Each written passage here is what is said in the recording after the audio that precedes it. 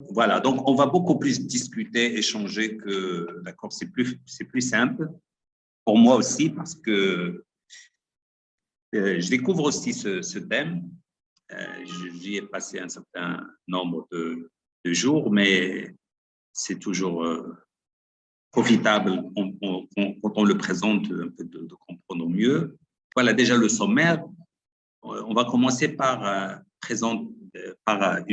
présenter l'approche globale et puis parler un peu des distributions gaussiennes ou normales et puis des distributions multivariate, donc multivariées, normales aussi, et puis des régressions linéaires, mais je vais pas passer beaucoup de temps là-dessus. Et puis de la régression linéaire gaussienne, et puis des processus gaussiens, et après un peu des posterior distribution, donc pour les processus gaussiens, les distributions postérieures. On commence, mais dès l'approche globale, on va comprendre, on va avoir une idée de ce que c'est que l'optimisation bayésienne. L'optimisation bayésienne, c'est une approche, une méthode qui nous permet d'obtenir le maximum d'une fonction. Voilà, donc comme ici, nous avons une fonction f de x et nous voulons trouver l'optimum, mais tout particulièrement le maximum qui est là normalement. Il est là le maximum. Vous savez que la recherche du maximum d'une fonction, c'est pas évident. Les gens qui ont fait un peu de l'optimisation mathématique, ils savent que c'est pas une question facile.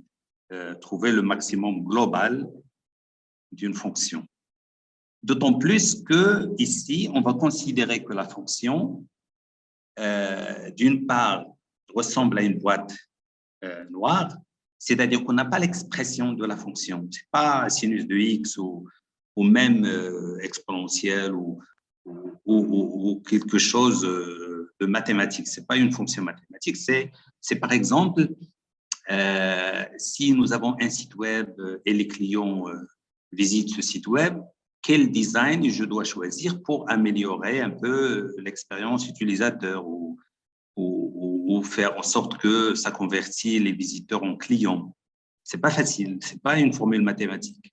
Ou alors, quand je fais un design, pour un produit quelconque, quel design y choisir, la couleur, la forme, etc., pour que les gens soient satisfaits ou que le produit soit plus accueilli par les gens.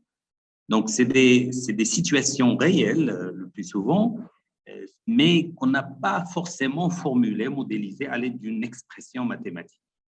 Et nous voulons trouver le maximum. Mais j'ai déjà parlé de ça dans un autre webinaire. On applique ça, par exemple, à comment je choisis le nombre de couches dans un réseau de neurones. Ou alors, comment je choisis le taux d'apprentissage. Ou comment le nombre de neurones dans une couche, etc.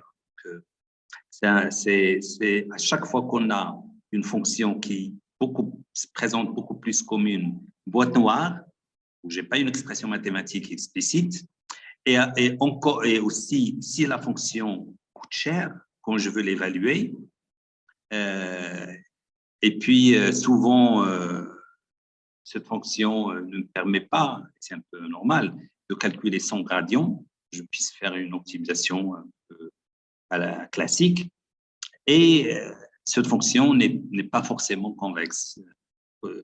Ça veut dire dans des situations très compliquées, où je ne peux pas utiliser les autres méthodes qui se basent souvent sur le calcul du gradient, la descente du gradient, ou qui supposent que la fonction est convexe, et donc il y a des méthodes qui permettent de l'optimiser. Donc voilà, c'est ça un peu le contexte. Une fonction compliquée qui coûte très cher. Et donc, s'il coûte très cher, je vais essayer de trouver le maximum en évaluant la fonction un nombre limité de fois. Et puis, ce que nous allons faire après, c'est que au lieu de travailler directement sur f de x, je vais essayer, à l'aide de ce que nous allons voir après, de construire une fonction plus simple.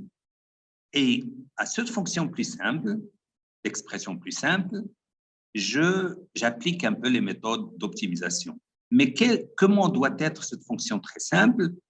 Elle doit être autour du maximum, que je ne connais pas, mais toute la méthode, toute l'approche donc l'optimisation bayésienne, va essayer de chercher, de construire une fonction qui, à côté du maximum, elle soit proche de f. Mais ailleurs, ce n'est pas intéressant. Donc, autour de... Sachant que f, comme j'ai dit, je ne la connais pas. Mais je vais essayer d'évaluer f en un certain nombre de points. Et je n'ai aucune idée des points. Je ne vais pas choisir les points. Je ne vais pas choisir les points d'une manière informée.